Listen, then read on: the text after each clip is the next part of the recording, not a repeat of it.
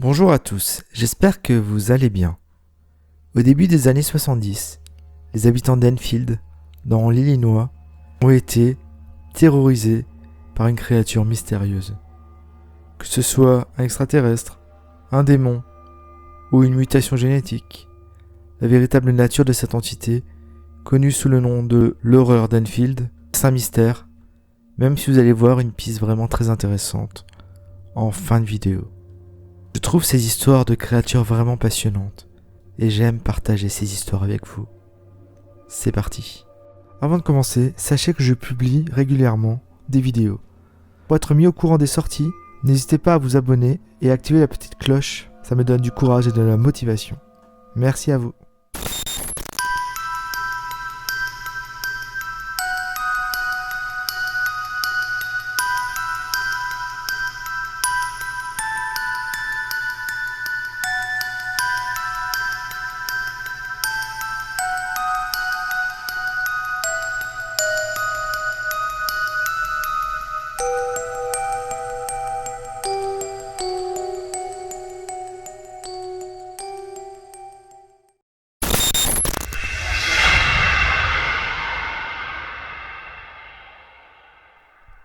Elle était considérée comme l'une des créatures les plus étranges jamais observées. Dans le sud de l'Illinois, se trouve une région autrefois surnommée la cuisine du diable par les Amérindiens et les premiers colons en raison de ses vastes forêts. Cette zone était le théâtre d'incidents inexpliqués impressionnants. Ceux qui la traversaient rapportaient fréquemment des sons étranges, des boules de lumière, des apparitions et d'autres phénomènes troublants. Or peut-être que ça fait tout simplement partie des légendes de la région. Le 25 avril 1973, en début de soirée, un jeune garçon nommé Greg Garrett était en train de jouer dans son jardin lorsqu'une créature terrifiante lui sauta dessus, déchirant ses chaussures de tennis et une de ses manches. Hystériquement, l'enfant se mit à crier et s'enfuit en courant vers sa maison. La créature avait au moins 3 jambes, une peau grisâtre et visqueuse, des griffes courtes et des yeux rougeâtres. Peu de temps après, vers 21h30, Monsieur et Madame McDaniel rentraient chez eux pour trouver leurs 2 enfants, Lil et Henry Jr., qui les attendaient derrière la porte. Clairement effrayés, dès qu'ils entrèrent dans la maison, les enfants leur racontèrent comment, en leur absence, quelque chose avait tenté de pénétrer dans la maison, par la porte et la fenêtre du climatiseur.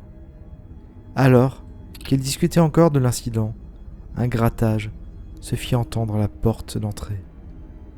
Pensant qu'il s'agissait d'un animal errant, Henry McDaniel ouvrit la porte sans se douter de ce qu'il attendait. Sur le seuil se tenait la monstruosité, fixant l'homme de ses yeux rougeoyants, celle qui avait terrifié ses enfants 1 heure auparavant.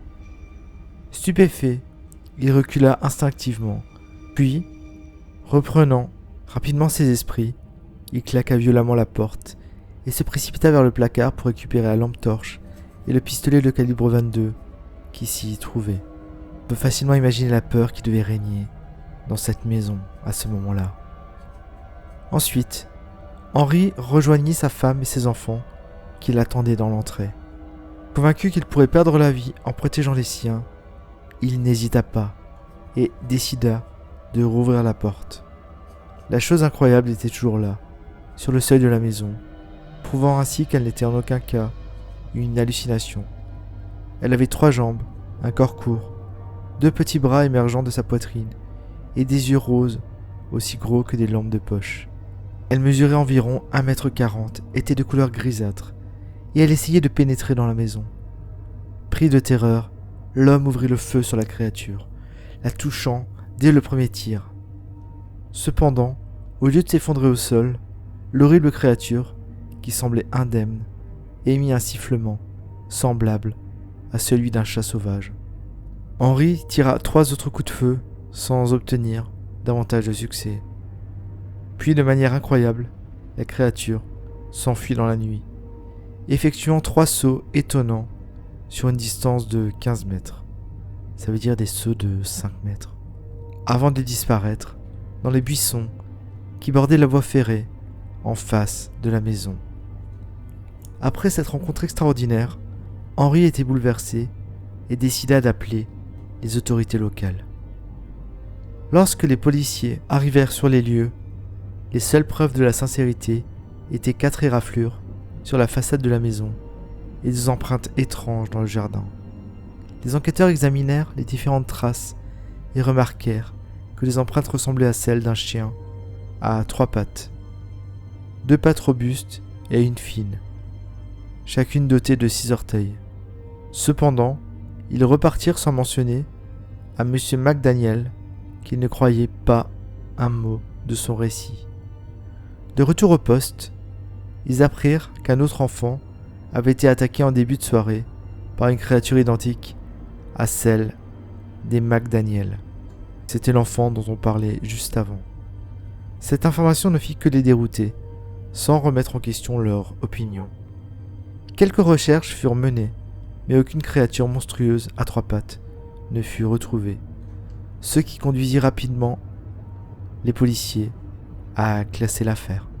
Pendant plusieurs jours, personne ne signalait quoi que ce soit, ce qui soulagea grandement McDaniel, profondément ébranlé par son expérience. Cependant, lors de la nuit du 5 au 6 mai, il fut brusquement réveillé par les hurlements de certains chiens du quartier. Inquiet, il se leva rapidement et saisit son arme à feu. Puis, se dirigeant à la porte d'entrée, il l'ouvrit, le cœur rempli d'une terrible appréhension. La créature se trouvait à une certaine distance, se promenant tranquillement le long de la voie ferrée. Peut-être ne l'avait-elle pas remarqué, car elle continua d'avancer sans se soucier de sa présence.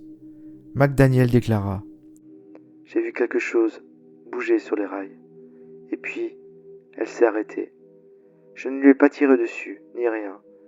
Elle a repris sa descente le long de la voie ferrée, sans se presser ou quoi que ce soit. » La nouvelle de l'observation de la monstrueuse créature de Henry McDaniel se répandit rapidement, et la presse en fit écho, la surnommant l'horreur d'Enfield.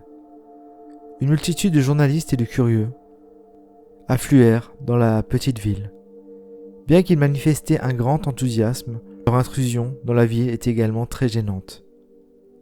Dépassé par ces événements, John Pochard, le shérif d'Enfield, prit des mesures drastiques en menaçant McDaniel de l'envoyer en prison pour incitation à la panique s'il persistait à raconter son récit terrifiant. Le 8 mai, le nombre de passionnés de sensations fortes, y compris certains individus indésirables, augmenta encore. Des chasseurs de monstres, armés comme s'ils étaient prêts pour la guerre, envahirent la ville et patrouillèrent près de la voie ferrée, là où la créature avait été signalée. Confronté à cette situation, le shérif prit la décision d'envoyer son adjoint, Jim Clark, pour arrêter 5 jeunes hommes prétendant avoir tiré sur une créature grise qui courait dans les bois. Ils furent accusés de représenter une menace pour la sécurité publique et de violer les lois de la chasse.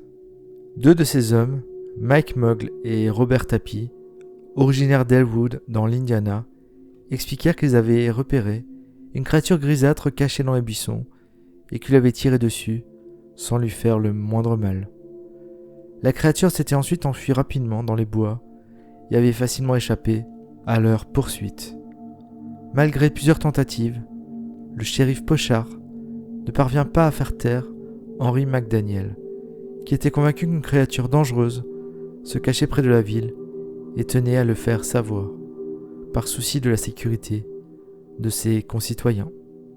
Le dimanche 6 mai 1974, Rick Rainbow, alors directeur de la station de radio WWKI à Kokomo, dans l'Indiana, était à la recherche d'un endroit particulier avec 3 de ses amis. Soudain, il repéra quelque chose de gris, mesurant environ 1,40 m de hauteur, près d'une maison abandonnée, à proximité de la résidence des McDaniel.